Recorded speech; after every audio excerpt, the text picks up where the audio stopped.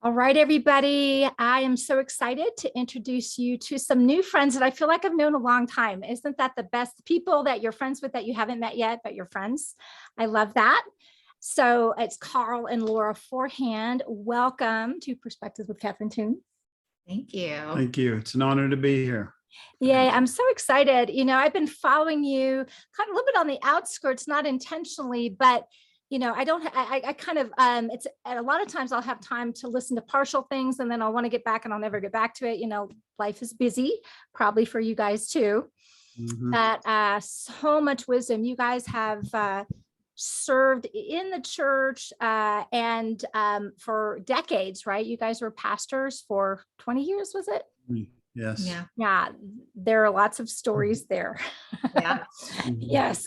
And with that, you've been on this journey and have recently are in the process of writing out a new book. Let me get the name right. Out into the Desert, Thriving Outside Organized Religion. So my goodness, that's a fabulous topic. I know a lot of people are kind of on their journeys, are revisiting things, deconstructing, reconstructing, trying to figure out what a construct is, all of that. What prompted you to do this work? We actually wrote the book about 2 years ago, after we had been outside of organized religion for a little while. I think there was kind of a twofold purpose. One was to just kind of examine from the outside to see what organized religion looked like, to see if we were seeing it right, because Rob Bell does a deal about being too close to the water. When you're in the water, it's literally right up against your face. Right. And sometimes you can't see it, but we wanted to evaluate it from the outside. But also, I think we just wanted to talk about how we're learning to thrive on the outside. Mm-hmm. We call it the desert, but it's really not a desert. It's really kind of a growing into a beautiful place and a thriving place for us. So we wanted to talk about all that. What we didn't intend to talk about that we did were the struggles and all of the pain and things like that we went through. And especially, from Laura's standpoint, she probably suffered worse than I did, because I was getting something back out of it. I was getting a rush and a career thing. Attaboys and and she was pastor children. Yeah. I think for me, it was, I've always loved to write, but kind of, little essays here and there, I guess. But for me, I think I needed to do something that was going to start the healing process. And so just getting my thoughts down, because just when you come out of, for us, I'll speak from my perspective. So if I make it sound like I'm talking generalities, I really mean from my perspective, but I was kind of spiraling. And so I had thoughts going every which way, just kind of crashing into each other. And so it was a good way for me to go, okay, as you enter this desert, what do you think about things? There was a point before we started writing that I thought, am I an atheist now? What am I? I can't really call myself a Christian in the sense that I used to know myself as a Christian. So, what am I? How do I identify now? And really seeing if, putting me into another box, taking myself out of the Christian box and putting myself in another one was really the healthiest thing for me to do. So that's for me started the healing process. Yeah.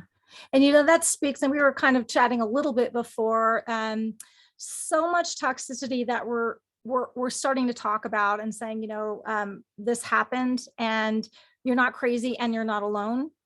And it's okay to sort of disagree with the party line. And it's okay to really check your own heart for what you are believing, because if something is valid, it'll stand up against your questioning. And just giving permission for that. So our spirituality, our relationship with Christ is really authentic and life-giving. and produces the fruit that it's supposed to produce. And, when I hear we were leaders, and I mean, clearly, you guys know the word and all the hoops and bells and whistles of what we're supposed to be doing as Christians. But there came a point where it wasn't life.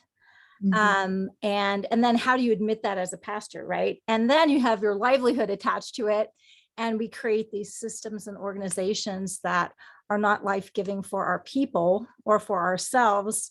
And we need to reevaluate.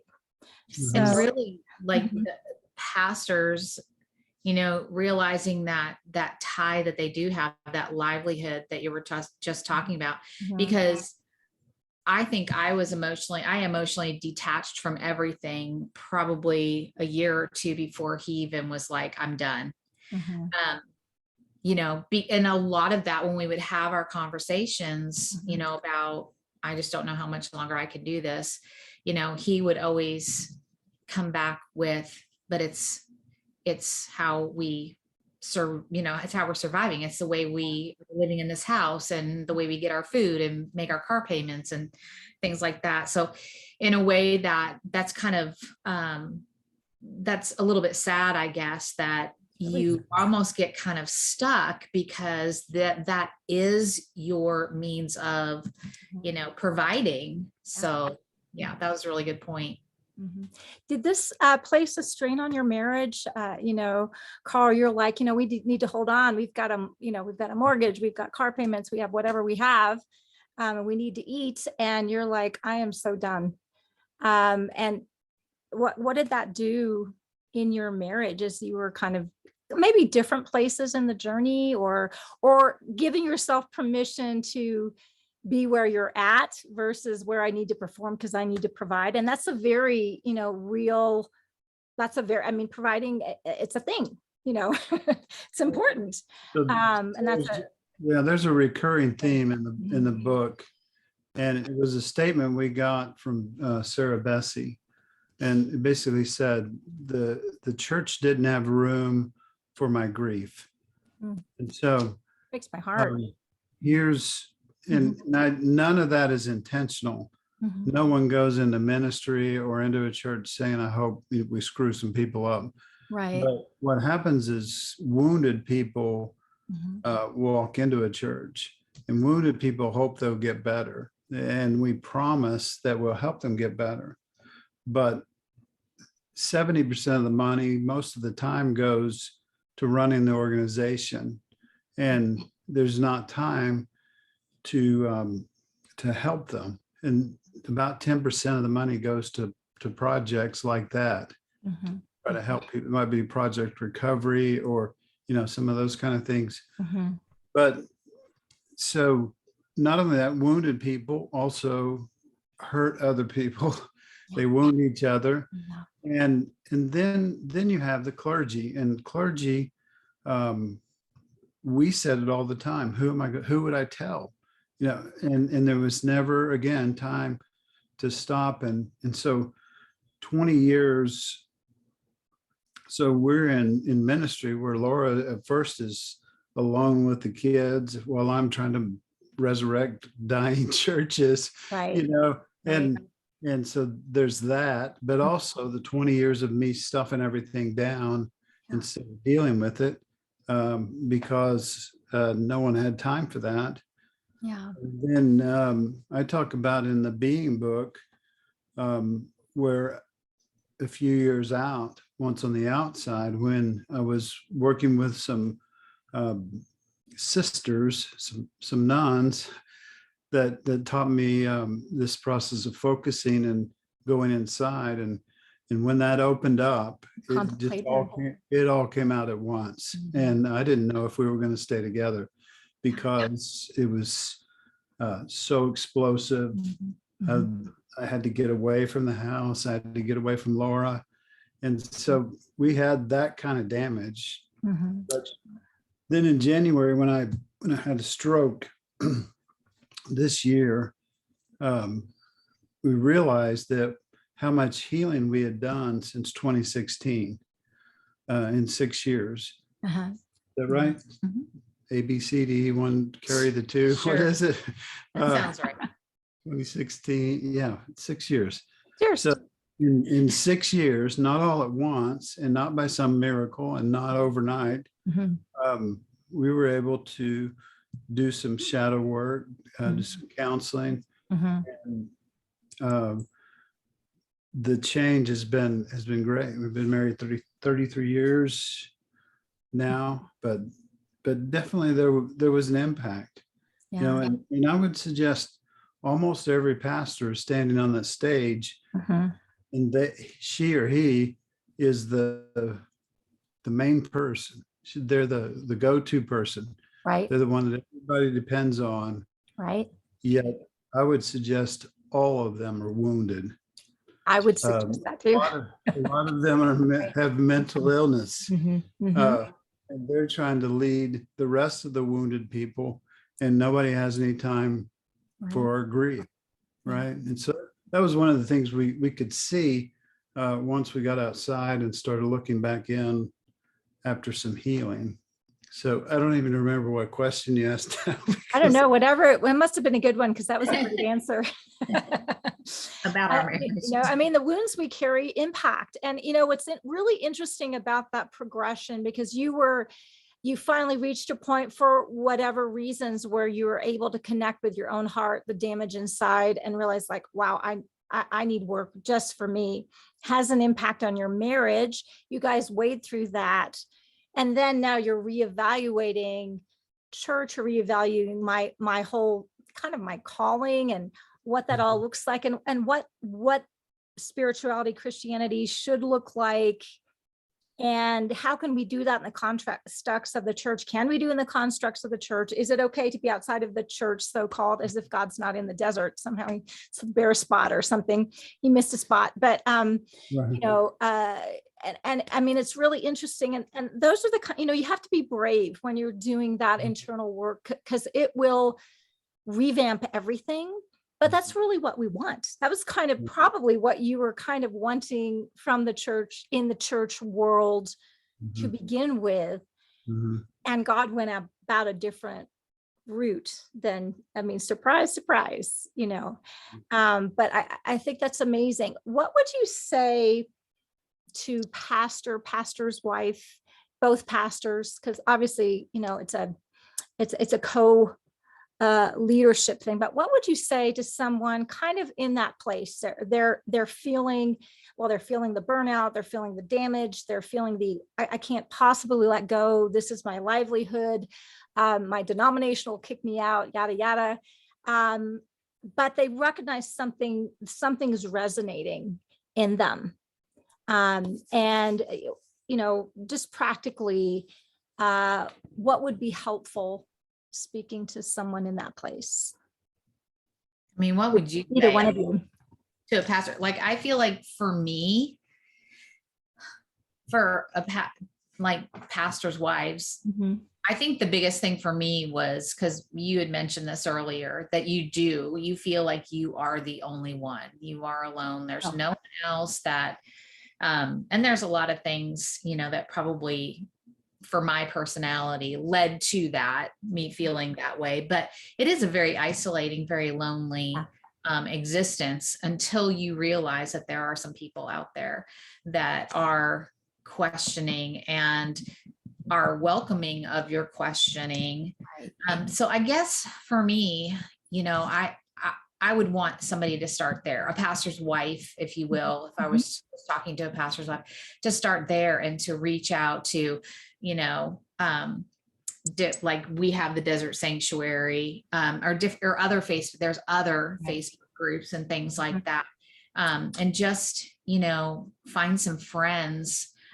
You're probably not going to be able to talk to anybody inside your church or your denomination or your, whatever that's called, the higher ups, you're probably not going to be able to do that. But maybe to just, if I would have just had somebody that I could just go, this is really hard. This is just really hard. And here is how I'm feeling. I think for me, it's so funny for me to think back, because when Karl first told me that he felt he was called into the ministry, I was just like, all right, I mean, like, I didn't really think You did not know what you were signing up for. Neither one of you. It was going to change my life Right. the way that it did. I just thought, okay, you're going to preach at a church. That's awesome. And then, I just kept telling him, I'm not going to be the typical pastor's wife. I don't play the organ. I don't play the piano. I'm not going to lead Bible study. I'm not going to do nurseries. However, you do get thrown into a lot of those things because no one else wants to take the lead. So as pastor's wife, you kind of have to. So just even that, when my kids were younger, I felt very alone and isolated. And Karl kind of talked about that because he was gone all the time. Right. And so, if I would have just had somebody that would have just sat with me in that, like, they don't have to give me advice. They don't have to go, oh, you need to leave that church. You need to do whatever. You're like, I didn't need that. Christians aren't very good at that. Right. I just needed, and I didn't know what I needed at the time. I really didn't, so I'm not need to be listened to. And sometimes just being listened to, it pulls stuff out of you so that you can even look at what's going on inside of you. Right. Or just to have somebody say, like, I understand, I couldn't even really talk to people in my family. They didn't really understand. And even now I do have a sibling who is married to a pastor, and just, we're in different places. We don't talk about that kind of stuff. That's not really her experience. But we are finding that there are a lot of people that do resonate with our experience. And so I think that, that was a long way around that, but I think that's what I would say is just try to find some people. And I know it's hard. Like I say that, but I know it's hard because it's like Karl said, who can you trust? Who can you talk to? You really question all that. Like, who can I trust? And you don't feel like you can trust people, especially a stranger. Like we're saying, oh, well, find a Facebook friend or something like that. But how do I know I can really trust them? Right. So I get that. It's hard. I'd say here's the issue with that question. If another voice that kind of came into our existence was Cindy Wong Brandt. And she said to us, she said, I think everyone should take a gap year off church. And if you can't do that, then ask yourself why. And one of the reasons we can't do that is because we have a codependency going on there. The pastor needs a rush. You need the sermon to fire you up, and then it doesn't last, and you come back, and so on. But the trouble is, here's the trouble: if you take a year off and get away from that, and you grow and you heal and you evolve and you break that codependency, you probably won't go back. For us, that's been a good thing. But the deal is there's no way to preserve everything I have now and get better at the same time. Right. You've got to evolve. A person told us early on, we said we're starting to lose friends because we're growing. Right. And they said, well, you have to find some new friends. Yeah. I thought that was a little crass, but then it turned out to be true. We found some new friends in different places as we grew. So the trouble with organized religion right now, we've kind of trapped it in the past, and it's just systemically not geared to function that way because it's so much of an organization. And we say, well, it could be an organism, but it usually doesn't function that way. The organization comes first, and that's why there's not any time for people. Yeah. And I think, and I think that's true in so many ways. And I think I think I love your perspective in your heart. It's like people don't start off saying, I just want to create this toxic organization and, create people that are addicted to what we have to offer. So they keep on coming back and sending their money so we can support ourselves and bring in more people and yada, yada. But I don't think it's anybody's heart. I think it's kind of what we get caught into. But as we get healthy and we grow, things are going to shift. And that does happen with any kind of relationship you have that's dysfunctional on a one-to-one level, on an organizational level. And if it can't withstand that, then you have to question what place it belongs, because, God is conforming us to his image, which means we're getting whole, more holy, which is whole. And as an ongoing growth thing and looking more and more like him. So which means we're going to have to let go of some stuff that's not, and we don't like that. We want to kind of stay where we're at, but then go where we're going. And that usually doesn't happen. There's a reason where you are is what created the issue. And that's, you can't stay in that same pattern and keep everything that you had before and get better and evolve and all that at the same time. So it definitely takes some courage, takes a lot of vulnerability. And there's no getting around it. There's going to be PTSD and things at first when you start to try to seriously question things in your life that are producing trauma. I don't want to lie to anybody or deceive you into thinking that anything's going to be easy or miraculous. It's tough. I will tell you though that it's worth it. Yeah. And that's the thing. Definitely worth it. It's worth every ounce of effort. After my stroke and in the past few months, Laura and I have still, had a couple of major things we had to get through. They were really tough, but really good, in the end, much better. Yeah. And it's beautiful that you guys are a picture of being able to do this together, and which you really can, but it takes a lot of work, but it's really worth it.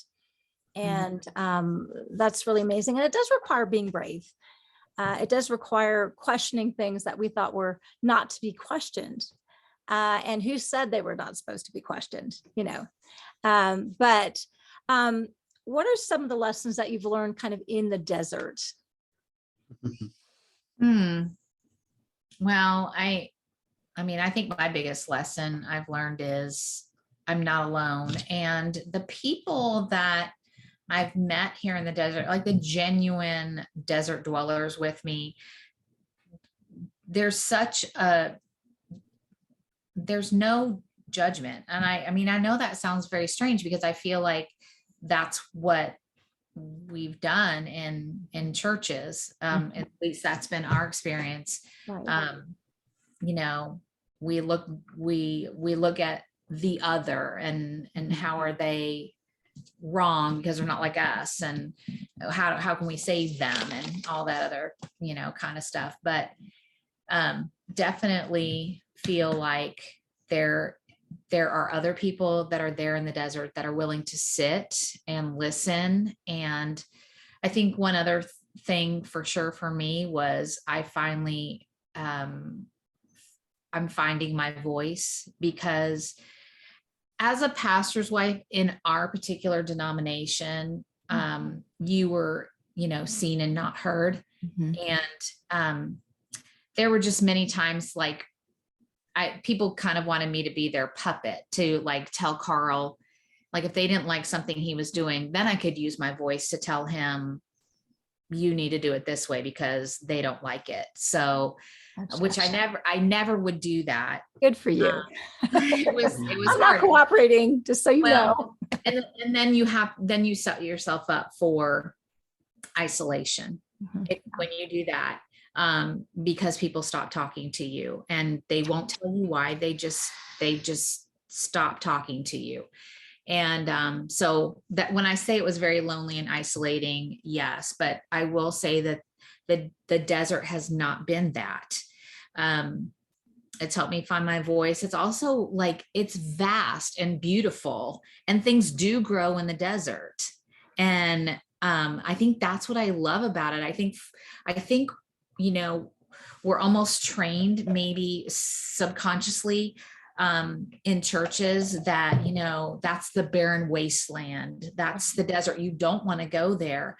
And I'm like, but have you ever really looked at a desert? I mean, things do grow there, and very specifically, they grow there. So not everything grows there, but the things that are supposed to will grow there, and they're beautiful. Like cactus flowers are absolutely stunning. And just to know that, you know, and there are people there to give you life and water and sustenance. So yeah, that's a lot, but I think I just want people to know that the desert at first seems so scary. Like, I completely get that. But you know, when you sit with people in the desert and you breathe with people in the desert, you learn just how beautiful the desert really is. Yeah. And you learn how beautiful each other is, Yeah. right? In the desert, right? Which is the most important thing. Wow. Yeah. Karl, what about you? What would you say? And Well, the last part of the book is about it's kind of a fresh take on the Beatitudes. So we went through the Beatitudes. And so there's some things like finding mercy, finding satisfaction, finding our inheritance in the desert, finding comfort in the desert, finding acceptance in the desert, but also embracing things like uncertainty. Keith Giles has a great book, just came out, Sola Mysteria. Yeah, I read it. It's a really good book. Yeah. Embracing the mystery of everything. That was such a big step for us to step out of our certainty into uncertainty and realize that's where we discover, that's where we evolve, that's where we move forward. And so there was a lot of things. I want to say something else about finding your voice.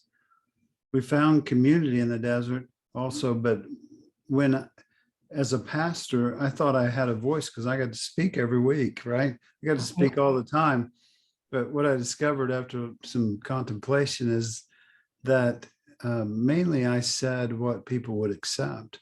And there was kind of a narrow pathway that surliness from me could go, or I was in trouble, and then they'd attack Laura and things like that. So I really didn't have my true voice, and I definitely didn't know about my true self. Yeah. Well, you don't have your true voice until you know who you really are. Because you were mentioning a lot about that too, Laura, about identity. Like, who am I if I'm not in the church as a pastor's wife? Who am I? Right. And out of that place, where's your voice? And so a lot of times the solitude, and you mentioned contemplation and going inside, which is where you connect with really a God's in there. And he might know a thing or two and reveal, but he's also mysterious, right? And a lot of this is about mystery and embracing mystery, which is such a hard thing for the Western church to do. Like, we like to have it all checked off. Yep, we got it and we nabbed it. Great, and so embracing that in uncertainty and asking questions instead of like having the answers is an incredible place of growth, and can be done safely. I don't see either one of you spinning out into oblivion because you're asking questions and re-examining. God's big. He's really big. Yeah. And I'm sorry if I think I kind of cut you off because I got excited about the whole identity voice thing. So you were speaking a lot, but really it wasn't your voice. You were parroting the acceptable in the confinement of the church atmosphere. Yeah. And I would just kind of always piggyback off of what Laura said. Laura says, the first question she had when we came out was, who am I? right? And that's what all of us ask.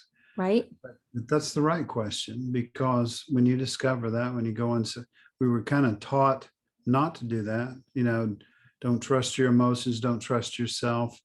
Then when I wrote the tea shop, I discovered in a Buddhist guy about invincible preciousness, this thing within us, that's and once you hear enough testimonies out in the desert about that, our friend Kyle Butler is one of those that is eloquently talks about finding himself and following his inner knowing.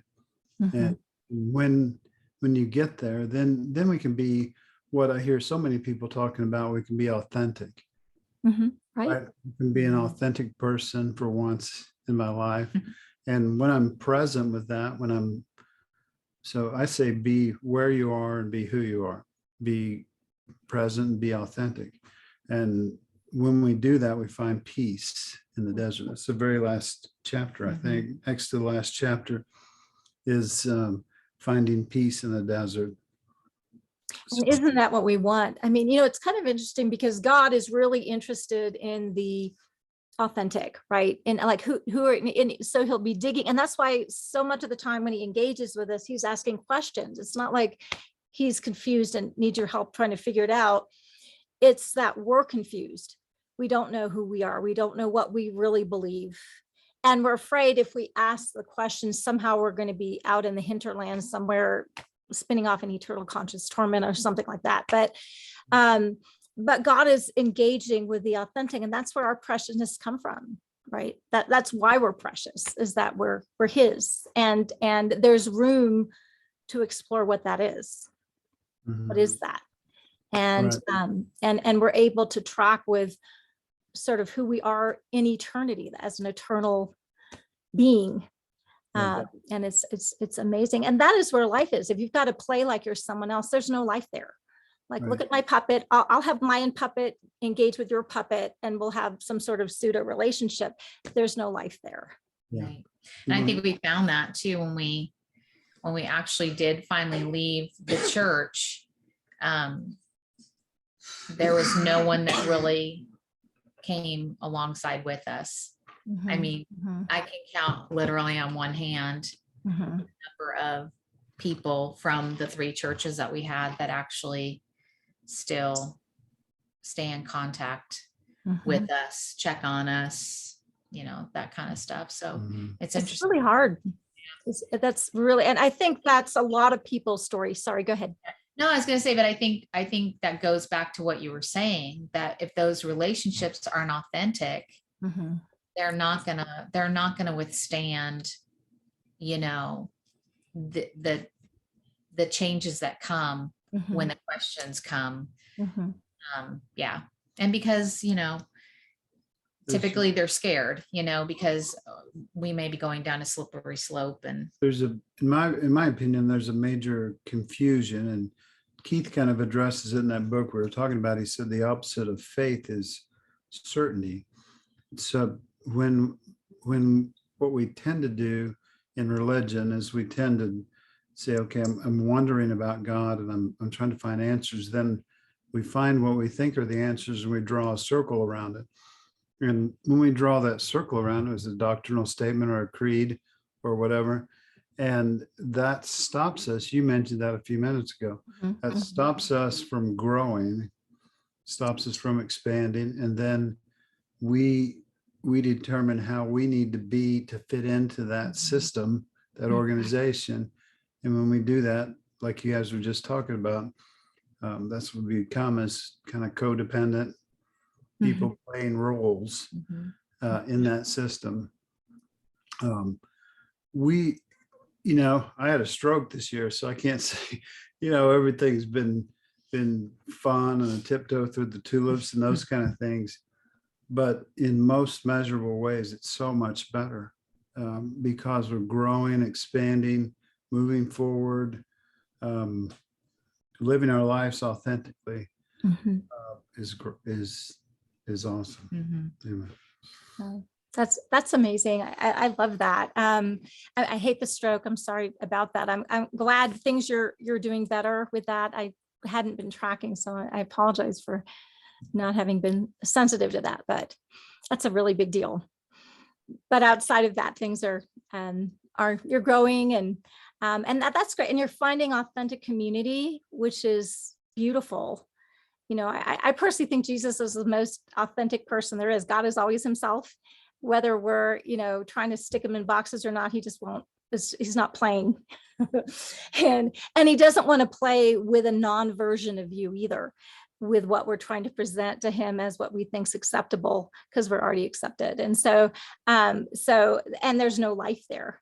And then in community with one another, there's no life there when we're not genuinely who we are, and we're trying to be the person we think the other person wants us to be. And that's in the church, outside the church. I just think it's more toxic in the church because we do it in Jesus' name, as if this actually reflects God.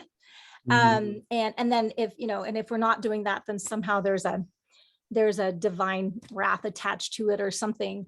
But you know, that I think God is really moving on the earth in this capacity. And he's so much bigger than we thought he was, and so much more inclusive, right? He's everything, includes everything. So as people are, say someone's kind of in this journey and they're, you know, you were talking, Laura, and they're just feeling like I'm the only one, you know, and people do, if you don't play by the rules of the community you came from, the church, and it's not just in the church, it's other communities as well. The church, I just think it's more toxic. You know, then you're kind of out and ostracized, and, you know, and all of that. How do people reconnect? Because you've been having to journey, and it's very scary. But it's very honest. And somehow when we come to God with our fears of being alone, our fears of like, are you in here? Are you in this? Are you whatever? He's able to transform things, and is able to build those authentic community. You know, you were starting to share about maybe some of the groups that people may be able to connect with, that they can be heard. I'm assuming they're not perfect. So I don't, you know, but I'm assuming they're good and authentic in their growth as you're growing together. Are there specific groups, formats? I know you guys are getting ready to have another conference. What would you recommend, or how would you start to steer people? I think how I would want to, I mean, I'll let you talk about groups and stuff like that and the conference. Just as you were talking, just, you know, this sense came over me. I think really you guys have talked a lot about contemplative work and being contemplative. And I think that honestly, to find a way to sit with yourself, and that knowing that both you and Karl have talked about, I really think that just sitting, being still and quiet, and, you know, if prayer is, you know, your thing, you know, pray for just divine guidance, or just sit and, you know, tap into your knowing. That is going to take some time, but I think it's so important. And I'm not one like meditating every day is anything I have to do every day is like, I'm going to do it. But I do know that when we are first, you know, coming out of organized religion and going into this desert space, that we would do that a lot. We would just sit.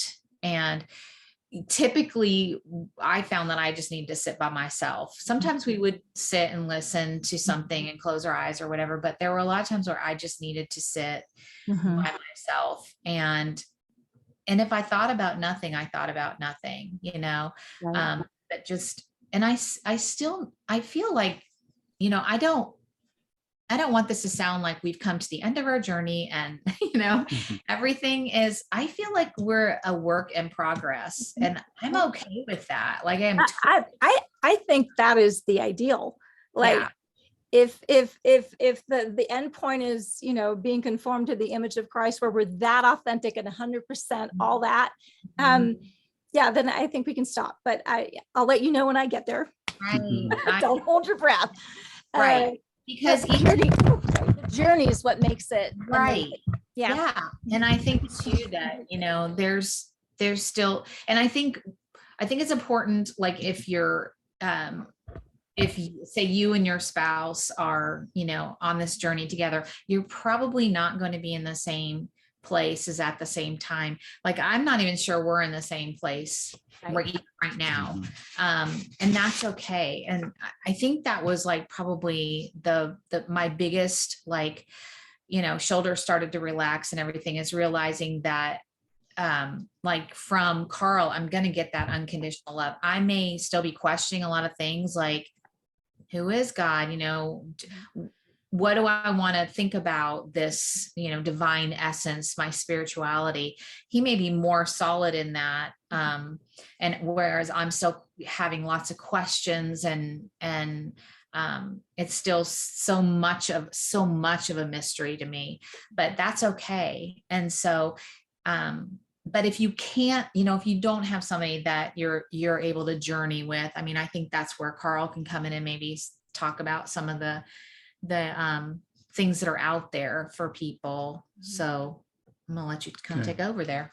Yeah, and real quickly, just kind of summarize some things she said. Not that she needs me to summarize. I was gonna say, them.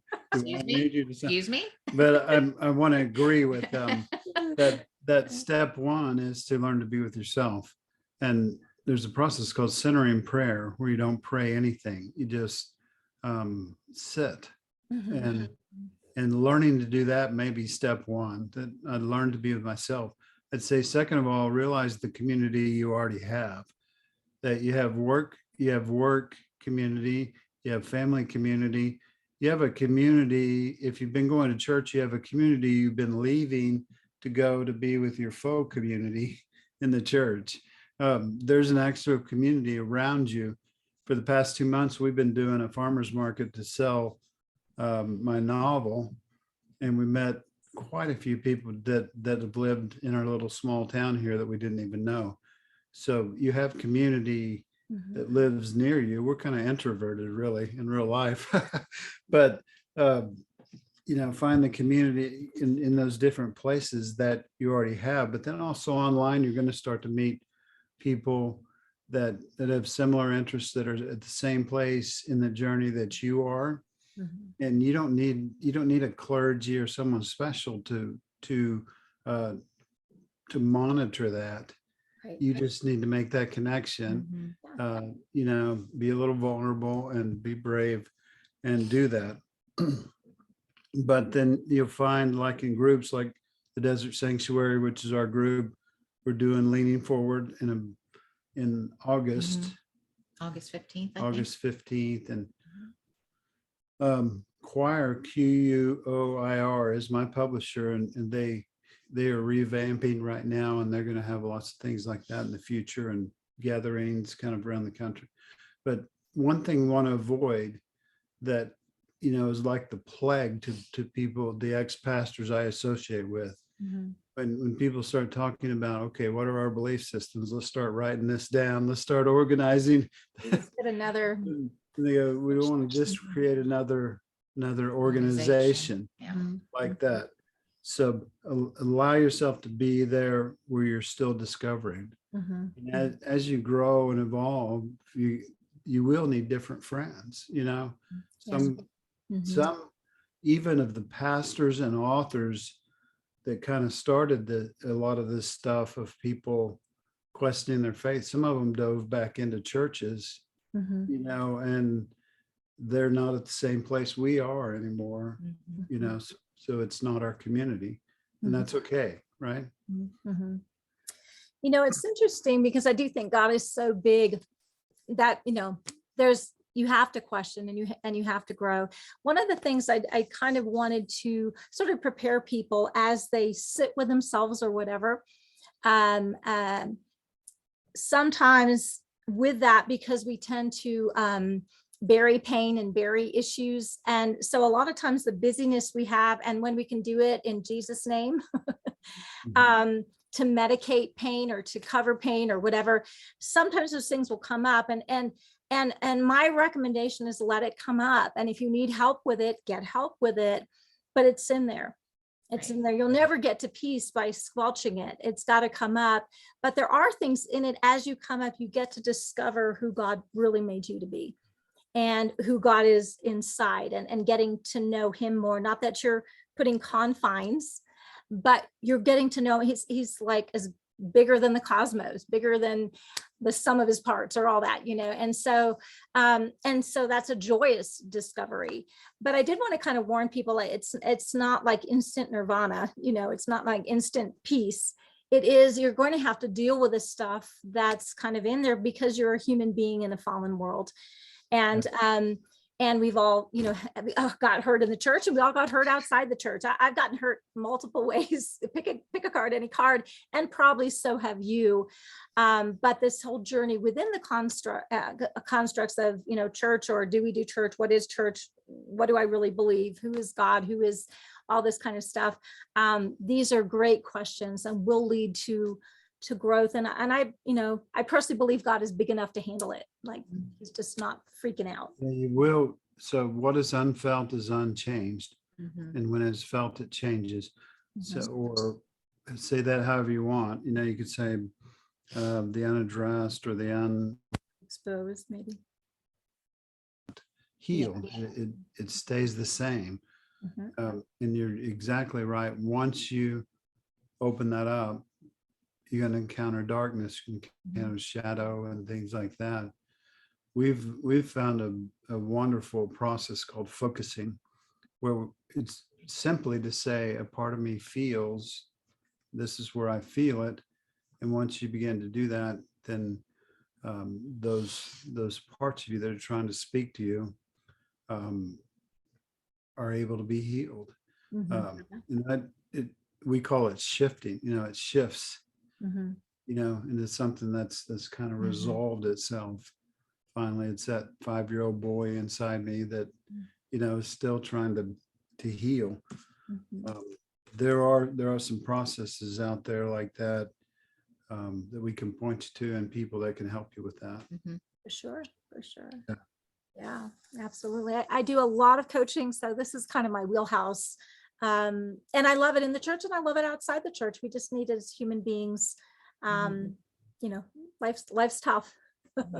If anybody's noticed. Absolutely. Yeah, well, sure. Where can people find your book, your other books? You've got other works, find out about the conference. Yeah, everything kind of starts from karlforehand.com, Karl with a K and forehand like in tennis. And that will point you to the Desert Sanctuary, which is a blog on Pathos. It's a Facebook group. It's also our podcast. So the Desert Sanctuary it's all over the place out there. Not that we have any subscribers, but it's everywhere. So you find us that way, and then Leaning Forward will be mentioned in some of those medians. Yeah. But start at karlforehand.com. Yeah. And then your books. Yeah. Then the books are everywhere books are sold. So I published with Choir. We did our books, by the way, will kind of take you through an evolution of deconstruction. The first one, Apparent Faith, was about my deconstruction, about comparing God the Father to fatherhood for me, and asking those tough questions, about some tough subjects. Then the tea shop was where I discovered presence and authenticity. And then Being is called A Journey Towards Presence and Authenticity. That's about the crisis, when everything came out, and the struggle with that, and then the going deeper and learning to be So Mhm. then I wrote a novel for no reason at all. For grins. Yeah, and then now the book that Laura and I wrote together, Out into the Desert, will be out August 15th, hopefully. Mhm. Like we were talking about before, we're still editing it. So Editing never ends. It's a mystery. It's a continual evolution. Wonderful. Well, I love you guys. I think you guys are amazing. I'm so enjoyed every bit of this conversation. I think it'll be life-giving for many people who are really grappling and really hurting and really feeling alone, and giving people a kind of a direction to move forward. You know, you keep on moving forward. God can direct a moving object, but if we're just stuck, he's not going to force us, you know. But if we're moving and searching, he's leads and guides us into all truth. And I trust him for that. I trust, you know, people in their process with that. And yeah, so I think that's amazing. Thank you so much for being on. I'm so glad you both came. I love having both of your voice, so needed. I love it. So that was wonderful. Thank you so much. Thank you for having us. yeah, I don't know if I could have talked that long by myself, right? I bet you could have, now that you found your voice. Yeah, but probably. but you guys ping off each other just brilliantly. I love it. So wonderful. Well, everyone, share this with someone who needs this. There are people out there that are struggling, and this is going to help a lot of people in their process of growth and all of that. So thank you so much for joining. Everybody have a wonderful evening, morning, day, wherever you are. Thanks so much. Bye-bye.